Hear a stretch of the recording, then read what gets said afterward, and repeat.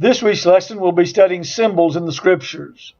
Your reading is Zuck, pages 169 through 173, and the following lecture will be a look at some of the highlights of what we see in the reading in Zuck. The definition of a symbol is some object, real or imagined, or action which is assigned a meaning for the purpose of depicting rather than stating the qualities of something else. So a symbol depicts qualities, it doesn't state qualities. Symbols and types are both representatives of something else. In other words, symbols and types are similar in that they both represent something else. The difference between symbols and types are found in our reading in Zuck, and there are three different differences there. A type is fulfilled at a specific time by its antitype. For instance, the tabernacle and Christ. So a type is fulfilled at a specific time by its antitype. So we see a type being fulfilled in the New Testament at a specific time by Christ. And speaking of Christ as a lion, any lion can be thought of as depicting a certain characteristic of Christ.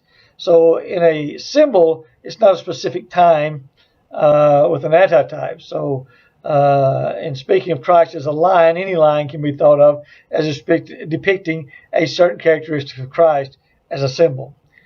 A symbol does not have its symbolic meaning because of what it is in itself, whereas Melchizedek is a type of Christ because both he and Christ are priests.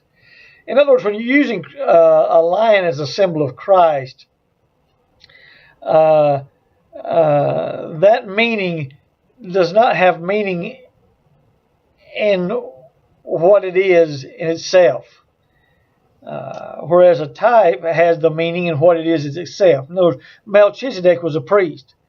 Now, a lion is not a king. Christ is a king, but it's a symbol of a king. And we see that when Revelation chapter 4 and 5, when Christ is the Lamb. Christ is the lion is the king.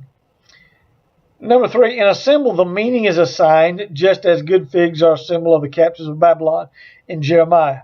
There's nothing inherent in figs which makes them a symbol. In other words, the figs are a symbol of the captives in Babylon, but there's nothing inherent in a fig that makes that a symbol. It's just being used as a symbol there of the captives in Babylon. There are certain principles for interpreting symbols that will make this more clear. Note the three elements in symbolic interpretation. In other words, the first principle in interpreting a symbol is to note that there are three elements in symbolic interpretation.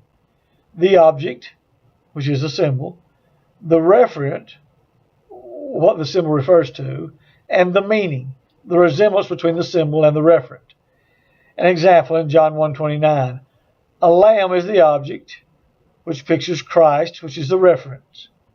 And the meaning or resemblance is that Christ is a sacrifice, just as many lambs were sacrifices. So in John 1:29, you have the lamb as the object, the reference is Christ, and the meaning is that Christ is a sacrifice, just as the lambs were.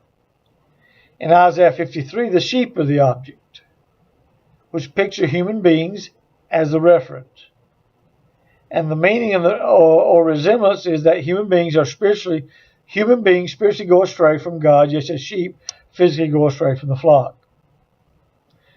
A second principle in interpreting symbols is that remember symbols have their base in reality or literal objects or actions. Line, bear, and water, for instance.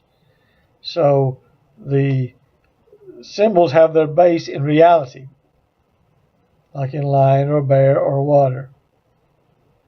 The third principle is to determine what meaning or resemblance is explicitly assigned by the text to the reference. In other words, the third principle in interpreting symbols is to determine what meaning or resemblance is assigned by the text to the referent.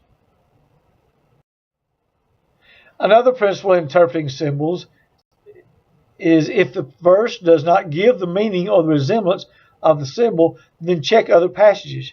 Check the nature of the symbol and check which major characteristic the reference and the object have in common. So many times the verse may not give you exactly the relationship between the object and the referent. You may want to check other scriptures and to determine that. Sometimes there may be difficulty in making that determination. As we look at some examples later in the lecture, we will see sometimes the difficulty of finding the referent and the object, or what is the link between the referent and the object. Another principle is be careful not to assign the wrong characteristic of the symbol to the referent. In order to be careful that you don't assign the wrong characteristic between the object and the referent. Another principle is look for the one major point of resemblance. In other words, look hard for that one major point of resemblance between the object and the referent. Another principle is realize that one referent may be depicted by several objects. Christ as a lamb, a lion, and a branch, and a root. In other words, one referent may be depicted by several objects. In prophetic literature, do not assume that because a prophecy contains some symbols, everything else in that prophecy is a symbol. We find this in the book of Revelation in large measure. In other words, you just can't assume that because a prophecy contains some symbols, everything in that prophecy is a symbol. In prophetic literature, do not symbolize, make into a symbol, descriptions of the future that are possible or plausible. In other words, in prophetic literature, don't make a symbol out of descriptions of the future that are possible or plausible. Revelation 8:12 says, a third of the sun, the moon, and the stars will not give its light. It is not necessary to make the sun, moon, and stars symbolic because it is possible and plausible that they will not give their light.